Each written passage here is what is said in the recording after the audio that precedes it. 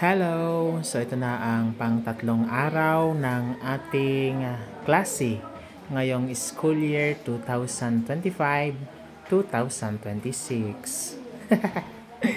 So ito nga pala ay grade 10 class. So yun nga, first week ang aming pinag-usapan or ang aming pinag-aralan. Itong week na to ay ang law of sign.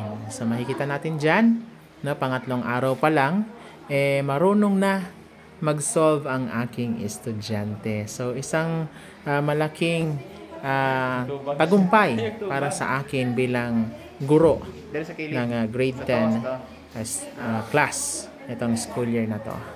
Nakakatuwa, no, kasi meron akong 18 students at masasabi ko na mga 80 to 90% ay marunong nang mag-solve nitong law of sign. So yun lamang po, sana nga magtuloy-tuloy at sana nga ay mag-gets at makuha talaga ng aking mga estudyante ang aking mga tinuturo at ma-apply nila sa kanilang pamumuhay. Yan lamang po. God bless everyone. Love you all.